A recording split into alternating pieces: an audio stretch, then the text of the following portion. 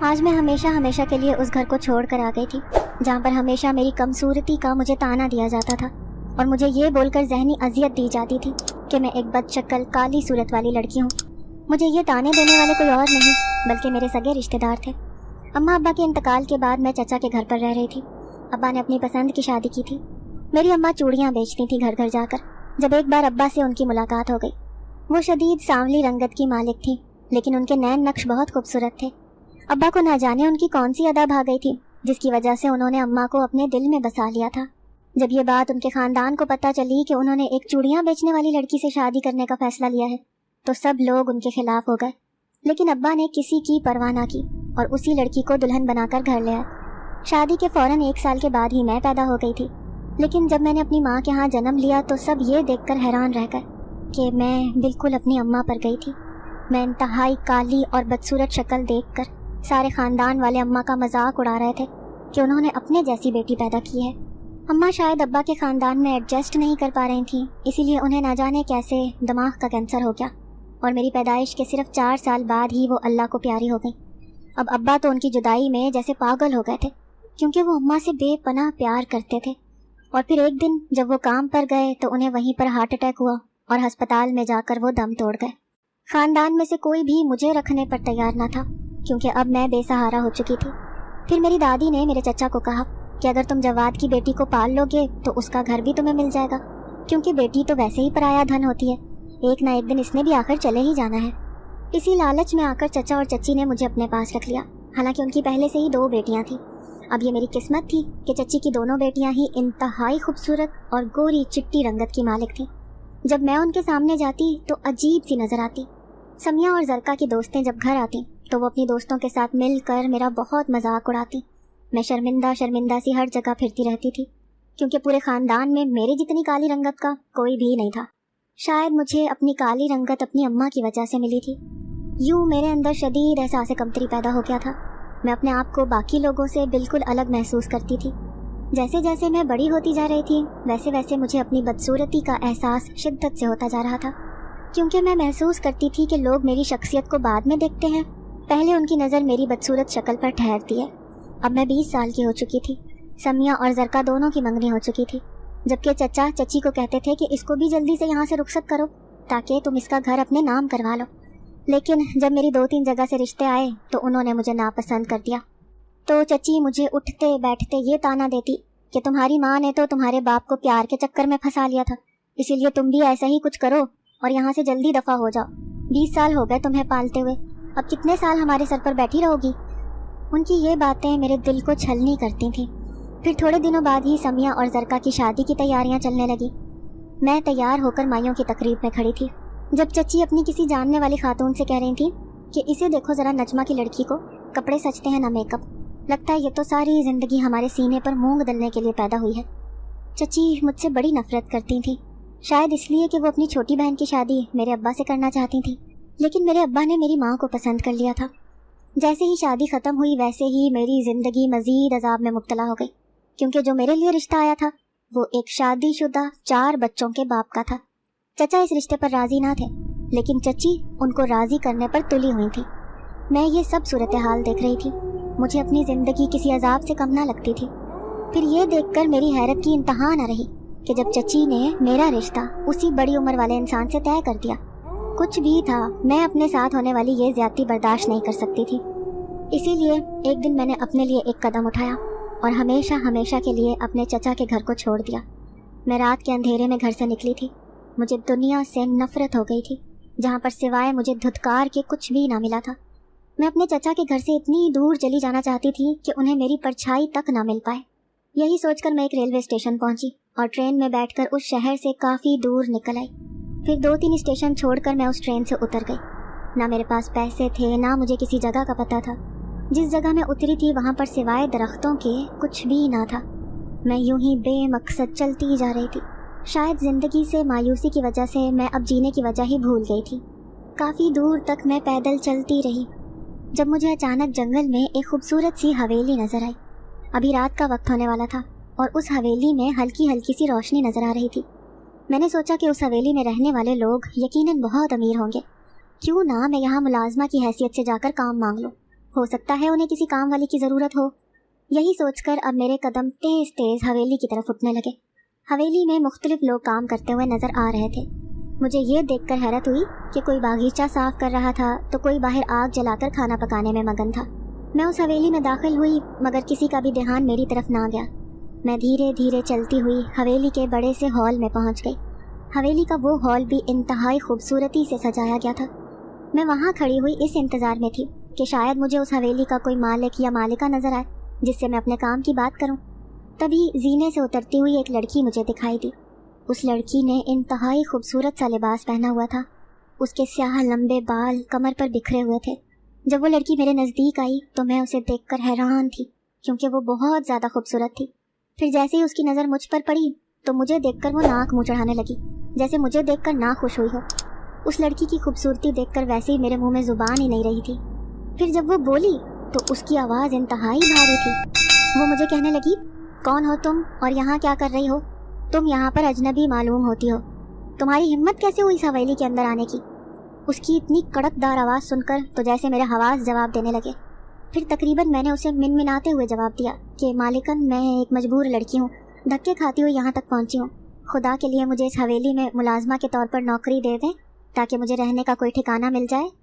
वो मुझे सर से लेकर पाँव तक ऐसे देख रही थी जैसे मैं दुनिया का कोई 8वां अजूबा थी। फिर मुझे कहने लगी कि वैसे तो मुझे बदसूरत लोगों से नफरत है, लेकिन चूंकि मुझे अभी एक लड़की की ज़रूरत है तो इसीलिए मैं तुम्हें अपनी मुलाजिमा के तौर पर यहाँ रख लेती हूँ। मैं खुदा का शुक्र अदा करने लगी कि मुझे रहने का ठिकाना मिल गया था। अब मैं वहाँ की सफाई सुथराई करने लगी और बाकी मुलाजिम भी वहाँ पर मुख्तलिफ काम करते थे। 1-2 दिन रहकर ही मुझे पता चल गया था कि वो मालिकन इंतहाई जालिम थी। अगर नौकरों से थोड़ा बहुत भी काम गलत हो जाता तो वो बुरी तरह से चीखने चिल्लाने लग जाती थी।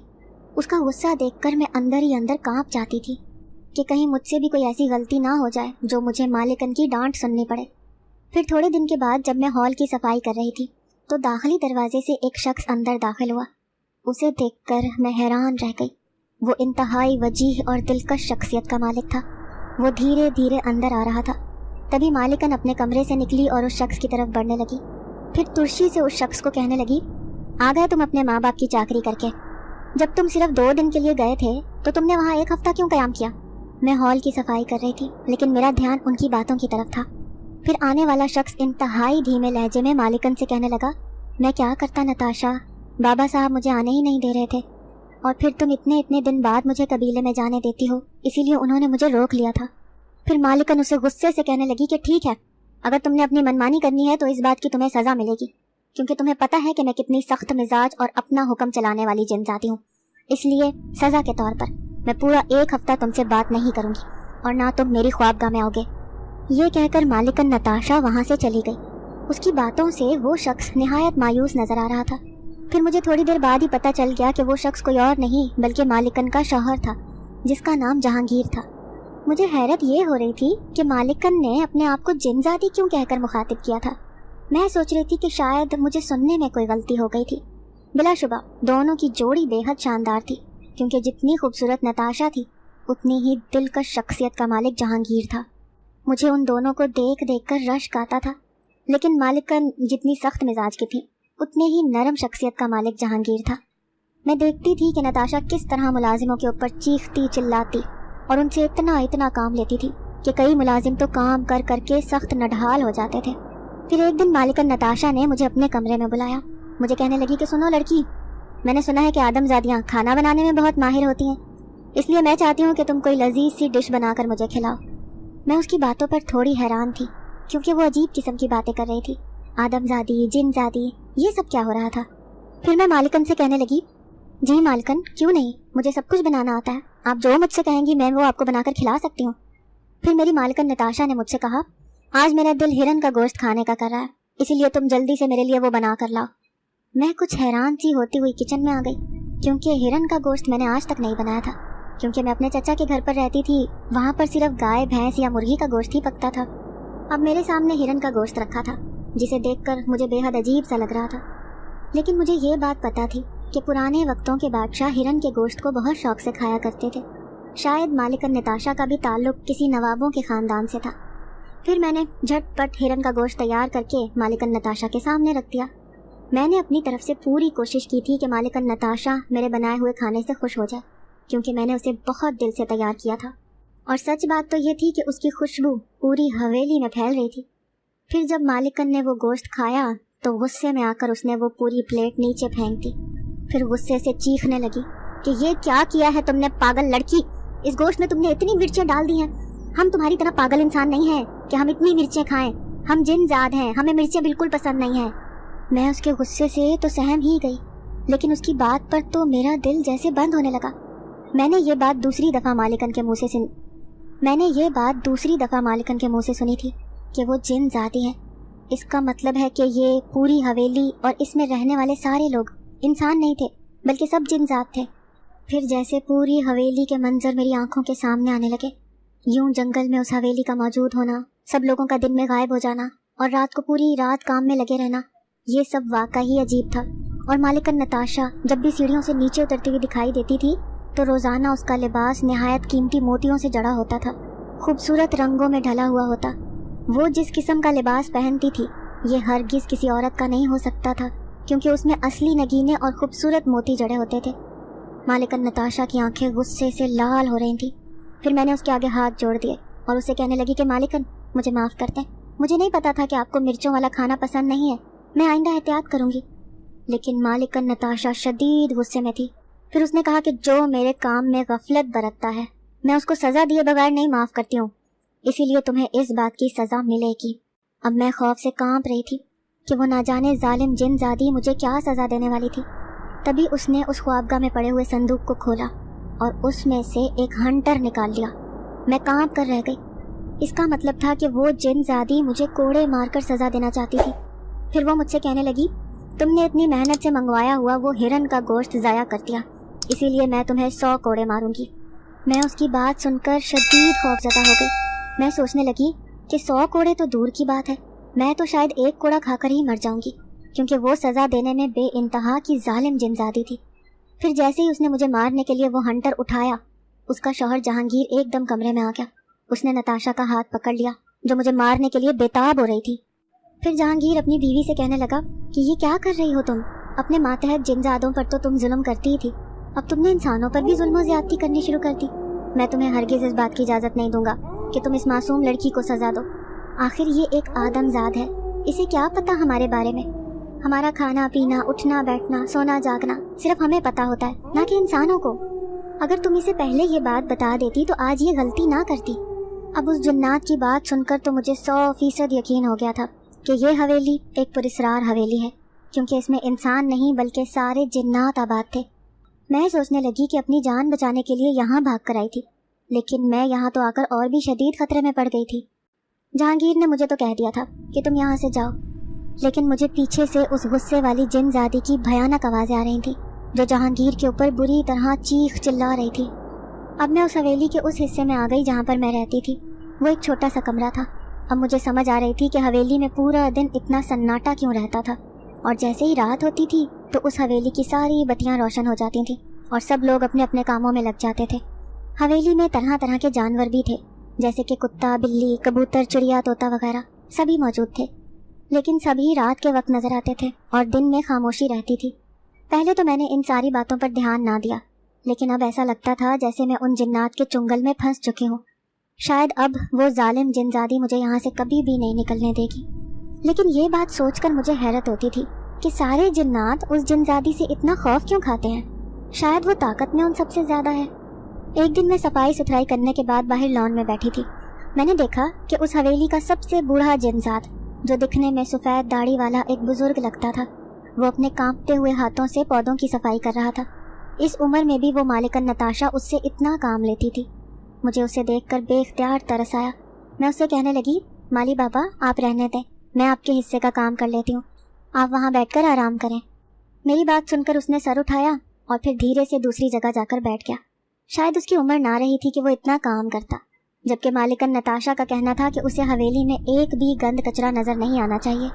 اب میں نے اس بوڑھے جن زاد مالی کے حصے کا سارا کام کر دیا۔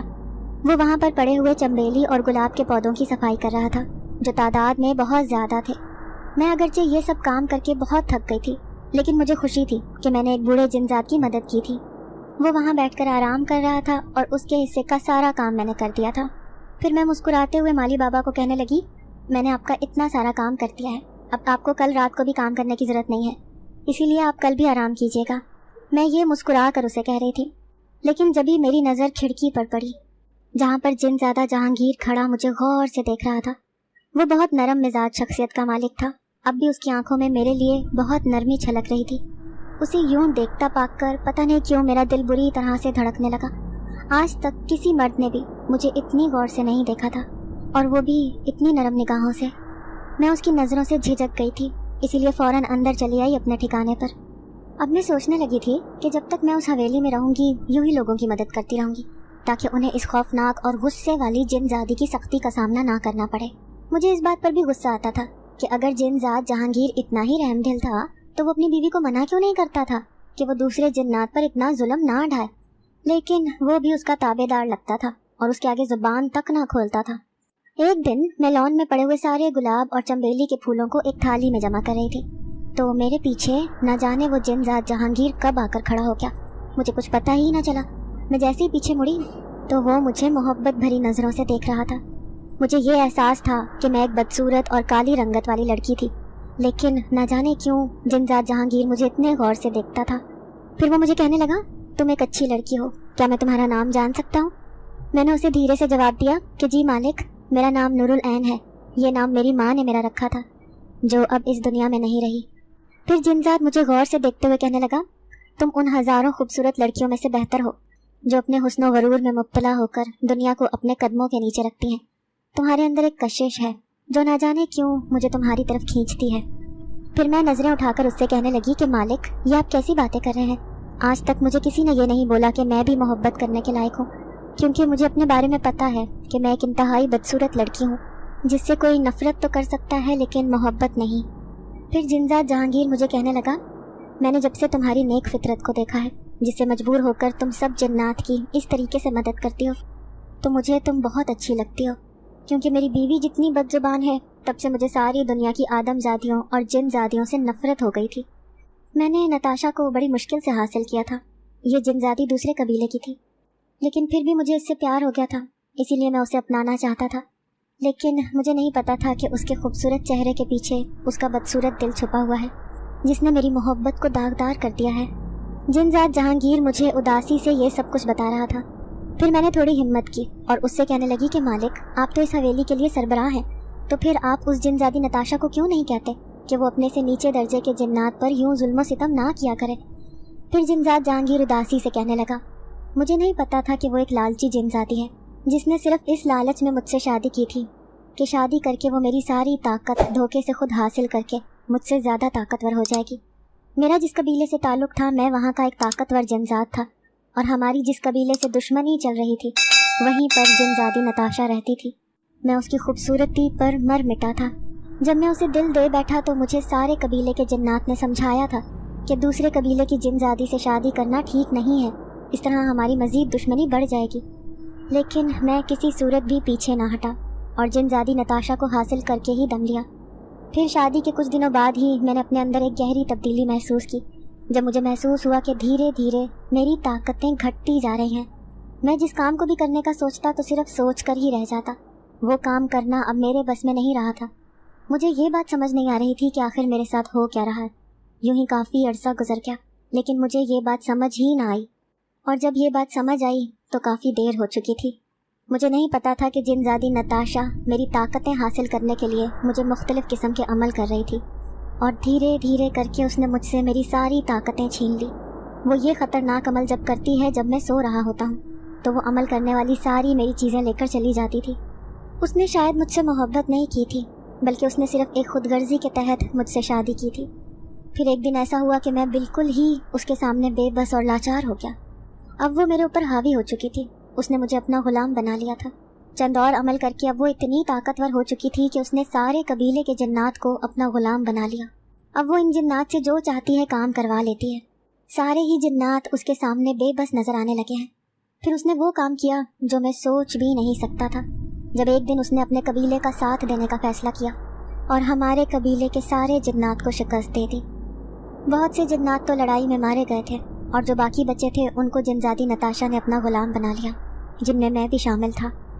तुम्हें ये तोते, बिल्लियाँ और सारे जानवर जो भी नज़र आते हैं, ये सब हकीकत में जानवर नहीं हैं, बल्कि इन्हें जिनजादी नताशा ने मुख्तलिफ सज़ाएँ देकर ऐसा बनाया है। उसे जब भी गुस्सा आता है तो किसी भी जिन्नात को अपने अमल के ज़रिए से जानवर की शक्ल में ढाल देती है, और तो और वो जवान जिन्नात को भी बूढ़ा बना देती है। मुझे उसकी हरकतें देखकर बहुत गुस्सा आता है, लेकिन मैं उसके आगे मजबूर हूँ, क्योंकि मेरी सारी ताकतें उसने अपने नाम कर ली हैं, और वो ताकत हासिल करने के लिए मुझे किसी इंसान की मदद की ज़रूरत है। लेकिन मैं अपनी ताकतें हासिल करने के लिए किसी इंसान की जान को ख़तरे में नहीं डाल सकता, इसीलिए मैं अब कभी भी पहले जैसा जिन्नात नहीं बन सकता। अगर मुझे मेरी ताकतें वापस मिल जाती हैं तो मैं उन सारे जिन्नात को उस जिनजादी नताशा की कैद से आज़ाद करवा दूंगा, और ख़ुद भी अपनी जान उस जालिम जिनजादी से छुड़वा लूँगा जिसने मेरी ज़िंदगी आज़ाद कर रखी है। जिनजाद जहांगीर की कहानी वाकई दर्दनाक थी। इसका मतलब था कि वो भी उस जिनजादी नताशा से बेहद तंग था। तभी मेरे दिल ने एक फ़ैसला किया। मैंने उस जिनजाद जहांगीर से कहा कि अगर आपको वाकई किसी इंसान की ज़रूरत है तो मैं आपकी मदद करने के लिए तैयार हूँ, भले इसके लिए मुझे अपनी जान ही क्यों ना खोनी पड़े, लेकिन मैं उन सारे जिन्नात की मदद करना चाहती हूँ जो जिनजादी नताशा के जुल्म से तंग हैं।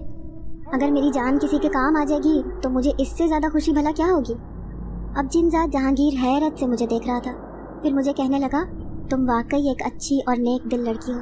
तुम्हें पहली नज़र में ही देखकर मुझे ऐसा लगा जैसे तुम हर किसी के काम आने वाली और इंसान दोस्त लड़की हो। शायद तुम्हारे माँ बाप की तरबियत इतनी अच्छी थी कि तुम इंसान होते हुए भी जिन्नात की मदद करना चाहती हो। मैं उस जिनजाद के मुंह से अपने माँ बाप की तारीफ़ सुनकर खुश हो रही थी, क्योंकि आज तक मेरे माँ बाप की तारीफ़ किसी ने नहीं की थी। लोग मेरी ज़ाहिरी सूरत को तो देखते थे, लेकिन कभी भी लोगों ने मेरे दिल को नहीं देखा था, जो अच्छाई से माला माल था। फिर जिनजादा जहांगीर मुझे कहने लगा कि ठीक है, इस सिलसिले में मुझे तुम्हारी मदद की ज़रूरत है, इसीलिए मैं तुम्हें जल्द ही बता दूंगा कि तुम्हें क्या करना है। फिर मुझे कहने लगा, इस बात की खबर कभी भी जिनजादी नताशा को नहीं होनी चाहिए कि मैंने तुम्हें क्या क्या बताया है, क्योंकि वो बहुत जालिम जिनजादी है। ऐसा ना हो कि वो अपनी ताकत से तुम्हें भी कोई जानवर या परिंदा बना दे। ये कहकर वो वहाँ से गायब हो गया। अब मैं धीरे धीरे जिनजादी नताशा पर नज़र रखने लगी और देखने लगी कि वो अपनी ताकतों में इजाफे के लिए क्या क्या अमल करती है और किस वक्त इस हवेली से बाहर जाती है। मैं उसकी कोई ऐसी बात देखना चाहती थी जिससे जिनजाद जहांगीर को ये पता चल जाए कि किस तरीके से जिनजादी नताशा से छीनी हुई ताकतें वापस ली जा सकती हैं। फिर एक दिन जिनजादी नताशा ने मुझे बुलाया। मुझसे कहने लगी, कल हवेली में एक शानदार तकरीब है जिसकी सारी जिम्मेदारी तुम्हारे ऊपर है, इसीलिए मुझे कोई ऐसी कमी नज़र नहीं आए जिसे देखकर मुझे गुस्सा आए। तुमने हर चीज़ का ध्यान रखना है। मैंने उसकी बात सुनकर कहा, जी मालकन, आप फिक्र ना करें, मैं अपनी तरफ से पूरी कोशिश करूंगी कि आपको किसी भी किस्म की कोई परेशानी ना उठानी पड़े। उस तकरीब का सुनकर मैं परेशान हो गई थी और फिर सोचने लगी कि ना जाने उस तकरीब में कैसे कैसे जिन्नात वहाँ पर आएंगे। ऐसा ना हो कि उनकी नज़र मुझ पर पड़ जाए, क्योंकि उन सारे जिन्नात में मैं ही वहाँ पर इंसान होंगी। फिर जिनजादी नताशा मुझे कहने लगी, तुम मेरे मेहमानों के सामने ना आने की कोशिश करना, क्योंकि तुम्हारी काली शक्ल देखकर उनके दिल ख़राब हो जाएंगे, इसलिए तुम सारे इंतजामात करके वापस अपने ठिकाने पर चली जाना। जिनजादी नताशा की ये बात सुनकर तो जैसे मैं शर्म से पानी पानी हो गई। मैं शायद भूल गई थी कि मैं एक इंतहाई बदसूरत और काली लड़की थी। भला मेरे जैसी लड़की का उस तकरीब में क्या काम था। अब उस हवेली को रात के वक्त रोशनियों से सजाया जा रहा था और नहायत लजीज पकवान तैयार किए जा रहे थे। उसमें से कितने ही खाने थे जो मैंने बहुत मेहनत से तैयार किए थे। जिनजादा जहांगीर भी 2-3 दफ़ा मेरे पास आया था। मुझे यूं काम करते देखकर उसने मेरे काम की तारीफ़ की थी। फिर वो मुझे कहने लगा, तुमने भी इस तकरीब में आना है, क्योंकि ये तकरीब सिर्फ साल में एक दफ़ा ही होती है। फिर मैंने जिनजाद जहांगीर से कहा कि नहीं, मैं वहाँ नहीं आ सकती, क्योंकि मालिकन नताशा ने मुझे उस तकरीब में आने से मना किया है। फिर जिनजाद जहांगीर मुझसे कहने लगा, ठीक है, अगर तुम उस तकरीब में नहीं आओगी तो फिर मैं भी उसमें मौजूद नहीं होऊंगा। उसकी बात सुनकर मैं हैरान रह गई, भला मेरी वजह से वो क्यों इस तकरीब में आने से मना कर रहा था। फिर वो राजदारी से मुझे कहने लगा, एक तरफ ये तकरीब चल रही होगी तो दूसरी तरफ हमने अपना काम करना है। जिनजादी नताशा किसी को भी अपनी ख्वाबगाह में आने की इजाज़त नहीं देती, लेकिन तुमने उसकी ख्वाबगाह में जाकर उसकी खुफिया संदूक से कुछ चीज़ें निकालनी हैं जिनका मैं तुम्हें कहूँगा। तुमने ये काम इतनी खामोशी से करना है कि किसी भी जिन्नात को इस बात की खबर ना हो कि तुम उसकी ख्वाबगाह तक पहुँच चुकी हो। तुम्हारी हिफाजत के लिए मैं उस ख्वाबगाह के दरवाजे पर खड़ा रहूँगा। उसने ख्वाबगाह के दरवाजे पर एक ख़ास अमल किया हुआ है कि जब भी कोई जिन्नात उसके ख्वाबगाह में घुसने की कोशिश करेगा तो खुद ब खुद जिनजादी नताशा को ये बात पता चल जाएगी। लेकिन तुम इंसान हो, तुम वहाँ आराम से जा सकती हो। जिन्नात के लिए किया गया अमल इंसान के ऊपर असर नहीं करता, इसी लिए तुम उस अमल से महफूज रहोगी। जिनजात जहांगीर मुझे ये सब बता रहा था और मैं खौफ से कांपने लगी कि अगर उस जालिम जिनजादी को ये सब पता चल गया तो शायद वो मुझे जान से ही मारते। लेकिन मैं जिनजात जहांगीर से उसकी मदद करने का वादा कर चुकी थी, इसीलिए मुझे हर हाल में उसका काम करना था। फिर जब सारे इंतजामात मुकम्मल हो गए तो मैं छुपके से अपने ठिकाने पर चली गई, जैसे कि जिनजादी नताशा ने मुझे हुक्म दिया था। आज जिनजादी नताशा तो बेइंतहा खूबसूरत लग रही थी और उसने निहायत शानदार कीमती लिबास ज़ेबतन किया हुआ था। उस तकरीब में मुख्तलिफ किस्म के जिन्नात आए हुए थे। मुझे उन्हें देखकर हैरत हो रही थी, क्योंकि किसी के सर पर तो बड़े बड़े सींग भी थे। कोई खूबसूरती में ढला हुआ था तो कोई बेइंतहा बदसूरत। किसी ने इंसानी रंग और रूप लिया हुआ था तो किसी ने जादूगरों जैसा लिबास पहना हुआ था। मैं छुप छुप कर उन सब को देख रही थी, लेकिन वहाँ जाने की मुझ में हिम्मत नहीं थी, क्योंकि वो बेइंतहा शोर कर रहे थे और ऐसा लग रहा था जैसे आज उनकी ईद थी। जिनजादी नताशा अपनी ताकत के नशे में चूर उन जिन्नात से घुल मिल गई थी और अपने शौहर को उसने मुकम्मल तौर पर भुलाया हुआ था। मैं चुपके चुपके वहाँ खड़ी हुई उन्हें ही देख रही थी कि जिनजादा जहांगीर मेरे पीछे आकर खड़ा हो गया। मुझे कुछ पता ही नहीं चला। फिर जब उसने मेरा नाम पुकारा, नूरुलैन, तभी मैं पीछे मुड़ी। वो कब मेरे पीछे आकर खड़ा हो जाता था मुझे इस बात की खबर ही नहीं होती थी। फिर मुझे कहने लगा, चलो नूर, अगर आज तुम अपनी इस कोशिश में कामयाब हो गई तो ये सच है कि ना सिर्फ तुम मेरी मदद करोगी, बल्कि जो जिन्नात, जानवर या परिंदे की ज़िंदगी गुजार रहे हैं वो भी अपने जादू से आज़ाद हो जाएंगे। ये बात सुनकर मैं जल्दी से हामी भरने लगी कि मैं ये काम ज़रूर करूँगी। अब इस काम को अंजाम देने के लिए मैं धीरे धीरे जीना चढ़ती हुई ऊपर जाने लगी, जहाँ पर जिनजादी नताशा की ख्वाबगाह थी। मैं किसी की भी नज़रों में आए बिना वहाँ तक पहुँचने में कामयाब हो गई थी। फिर मैंने धीरे से उस ख्वाबगाह का दरवाज़ा खोल दिया। बिलाशुबा वो कमरा किसी शहजादी के महल से कम ना था। खूबसूरत फानूस और पर्दों से सजा हुआ वो कमरा किसी मलका आलिया का ही हो सकता था। अब मुझे उस संदूक की तलाश थी जो जिनजादी नताशा सबसे छुपा कर रखती थी। जिनजात जहांगीर ने मुझे जिन चीज़ों का कहा था वो सब चीज़ें उस संदूक में लाजमी मौजूद होना थी। मैं जल्दी जल्दी एक एक चीज़ देख रही थी। तभी मेरी नज़र एक छोटे से दरवाजे पर पड़ी जो उस कमरे में ही बना हुआ था। मैंने धीरे से उस दरवाजे को खोल दिया। उस कमरे में एक अलमारी रखी थी। कमरा छोटा सा था, लेकिन उसमें सिर्फ एक ही अलमारी मौजूद थी। इसका मतलब था कि हो ना हो वो संदूक लाजमन उस अलमारी में ही मौजूद था। फिर मैंने बड़ी मुश्किल से वो अलमारी खोल कर देखी। नीले रंग का एक खूबसूरत कीमती संदूक उसमें रखा हुआ था। जैसे ही मैंने वो संदूक खोला था, उसमें एक खूबसूरत माला और हीरे की एक अंगूठी भी रखी हुई थी। साथ ही साथ एक बड़ी सी जंजीर भी रखी हुई थी। उस जंजीर पर जिनजादी नताशा ने मुख्तलिफ किस्म के अमल किए हुए थे और जिनजात जहांगीर की सारी ताकतें उस जंजीर में कैद की हुई थी। मुझे ये सारी चीज़ें लेकर उस ख्वाबगाह से निकलना था, लेकिन जाने से पहले मैंने सारी चीज़ें वैसे ही ठीक कर दी जैसे पहले रखी हुई थी, ताकि किसी को भी ये शक ना हो कि जिनजादी नताशा की गैर मौजूदगी में कोई यहाँ आया था। अब मैंने अपने दुपट्टे के पल्लू में ये सारी चीज़ें रखी और धीरे से उस ख्वाबगाह से बाहर निकल आई। मैं सारे जिन्नात से नज़रें बचा कर अपने ठिकाने पर पहुँच चुकी थी। अभी मैं अपने दुपट्टे के पल्लू को खोल ही रही थी कि अचानक जिनजात जहांगीर मेरे सामने हाजिर हो गया। वो ये सारी चीज़ें देखकर बेइंतहा खुश था। फिर मुझे कहने लगा, तुम कितनी अच्छी और नेक लड़की हो, तुमने मेरी खातिर ये सारा काम अंजाम दिया है। अगर मैं अपनी ताकतें हासिल करने में कामयाब हो गया तो मैं तुम्हें इसका इनाम ज़रूर दूंगा। फिर मैं जिनजात जहांगीर से कहने लगी कि मैंने किसी इनाम के लिए ये सब काम नहीं किया, मैं सिर्फ उन सारे जिन्नात की मदद करना चाहती हूँ जो इस मुश्किल वक्त में गिरफ्तार हैं। फिर मैंने वो सारी चीज़ें लेकर जिनजात जहांगीर के हवाले कर दी। अब मुझे ये भी डर लग रहा था कि अगर जिनजादी नताशा ने संदूक को खोल कर देख लिया और उसे वो चीज़ें ना मिली तो यकीनन उसका शक किसी न किसी पर तो ज़रूर जाएगा, और वहाँ पर सारे ही जिन्नात उसके ताबेदार थे। सिर्फ मैं वहाँ पर एक इंसानी लड़की थी।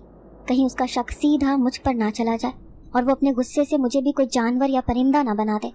अब मैं दिल ही दिल में दुआ मांग रही थी कि जल्दी से जिनजात जहांगीर कोई ऐसा अमल करे जिससे फ़ौरन उसकी ताकतें वापस आ जाएं, ताकि वो मुझे जिनजादी नताशा के कहर से बचा सके। जिनजात वो सारी चीज़ें लेकर न जाने कहाँ चला गया था। शायद वो उन सारी चीज़ों पर कोई लंबा अमल करना चाहता था, क्योंकि 1 हफ्ते से ज़्यादा होने वाला था, लेकिन वो वापस नहीं आया था। और फिर वही हुआ जिसका डर था, जब एक दिन आग बगोला जिनजादी नताशा सीढ़ियों से नीचे आई और गुस्से से चीख चीख कर सारे जिन्नात को कह रही थी कि किसने इतनी हिम्मत की जो मेरी ख्वाबगाह में घुसकर उसने मेरी कीमती चीज़ें चुरा ली। मैं तुम सबको कहती हूँ कि पहले से ही वो मेरे सामने आ जाए। अगर मैंने अपने अमल के ज़रिए उस जिन्नात का पता लगा लिया तो फिर ये सोच लेना कि वो उसकी ज़िंदगी का आखिरी दिन होगा। मैं जो वहाँ खड़ी साफ सुथराई कर रही थी اس کے غصے کو دیکھ کر خوف سے کانپنے لگی۔ اب مجھے اپنی موت صاف نظر آ رہی تھی، کیونکہ کچھ دیر بعد ہی جنزادی نتاشا نے عمل کرنا تھا اور اسے صاف پتہ لگ جانا تھا کہ میں ہی وہ انسان تھی جس نے اس کی خوابگاہ میں گھس کر اس کی ساری قیمتی چیزیں چرا لی تھی۔ تھوڑی ہی دیر بعد جنزادی نتاشا نے عمل کیا اور وہ مجھے نفرت سے دیکھنے لگی۔ اوہو، تو وہ تم ہی ہو جو میری غیر موجودگی میں میری خوابگاہ میں گھس گئی۔ تو آخر جتنی تمہاری صورت کالی اور بدصورت ہے، کام بھی تم نے ویسے ہی کیا ہے۔ اب دیکھنا میں تمہارا کیا حشر کرتی ہوں۔ میں یہیں زمین میں زندہ گاڑ دوں گی اور تم یہیں تڑپ تڑپ کر اپنی جان دے دو گی۔ پھر جیسے ہی وہ اپنے اصلی روپ میں آئی تو اس کا خوفناک روپ دیکھ کر تو جیسے میری آنکھیں پھٹی کی پھٹی رہ گئیں، کیونکہ وہ ایک انتہائی بدصورت جنزادی تھی جس نے صرف اپنی خوبصورتی کا ایک نقاب اوڑھا ہوا تھا۔ اس سے پہلے کہ وہ اپنے منہ سے آگ نکال کر مجھے بھسم کر ڈالتی، اچانک ہی ایک کالے رنگ کا جنزاد اس کے سامنے آ کر کھڑا ہوا اور وہ اس سے بھی زیادہ خوفناک تھا۔ پھر وہ اس جنزادی نتاشا سے کہنے لگا کہ تم اسے کالی اور بدصورت کہتی تھی، لیکن تم شاید یہ بات بھول گئی کہ تم اس سے زیادہ بدصورت ہو۔ اگر تم نے ابھی آئینہ دیکھ لیا تو شاید تم اپنی بدصورتی کی تاب نہ لا سکو۔ جنزادی نتاشا، میں نے تمہاری طاقتیں چھین لی ہیں، جس طرح گزشتہ 10 سالوں سے تم نے مجھے اپنی طاقتوں سے محروم کیا ہوا تھا۔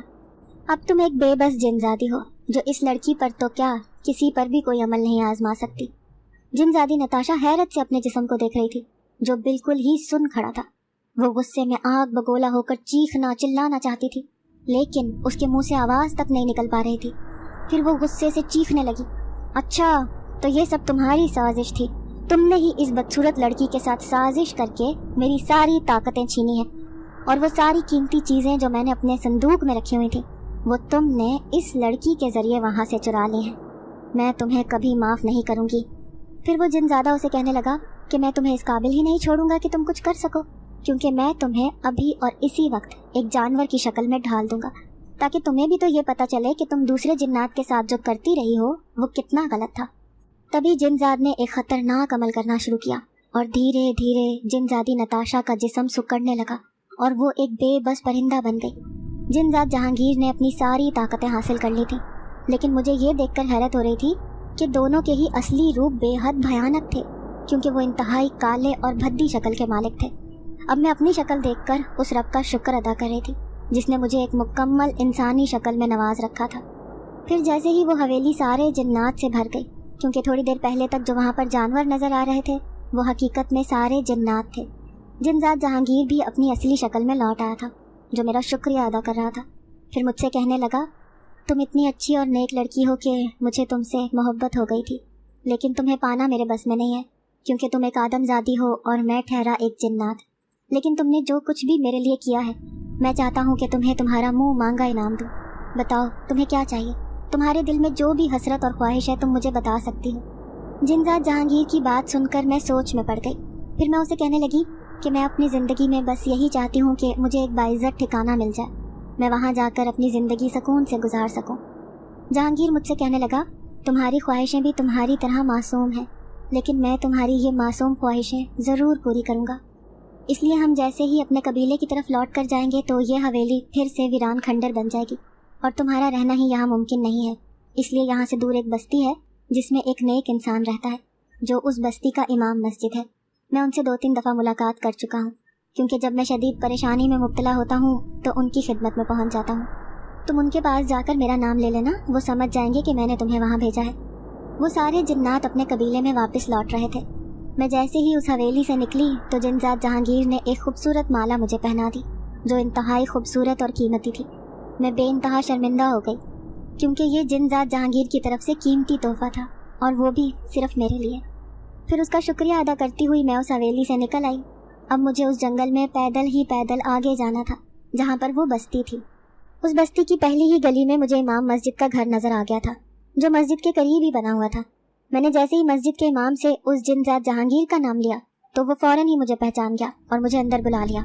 پھر مجھ سے کہنے لگا، میں جانتا ہوں بیٹا کہ تم کتنی مشکل اور پریشانی میں گرفتار ہو، لیکن آج کے بعد تمہیں یہاں کوئی تکلیف نہیں ہوگی، تم آرام سے میرے گھر میں رہ سکتی ہو۔ میری کوئی اولاد نہیں ہے، اسی لیے آج سے تم میری بیٹی ہو۔ اس امام مسجد کی بیوی بھی بڑی نیک عورت تھی جسے اب میں اماں جی کہتی تھی۔ جب میں نے دیکھا کہ اماں جی اس بستی کے بچوں کو قرآن پاک پڑھاتی ہیں تو میں نے بھی سوچا کہ کیوں نہ اس نیکی کے کام میں بھی حصہ ڈالوں، اور پھر میں بھی وہاں کے بچوں کو قرآن پاک پڑھانا سکھانے لگی آہستہ آہستہ ان اچھے لوگوں کے ساتھ رہ کر میں بھی پہلے سے زیادہ دیندار ہو گئی تھی۔ پھر ایک دن مجھے بڑی حیرت ہوئی جب امام مسجد صاحب مجھے آ کر بتانے لگے کہ اس بستی کے کئی گھروں سے رشتہ آیا ہے، لیکن میں تمہارا رشتہ کرنے سے پہلے تم سے پوچھنا ضروری سمجھتا ہوں۔ تم جو اپنی زندگی کے لیے بہتر سمجھتی ہو میں وہی کروں گا۔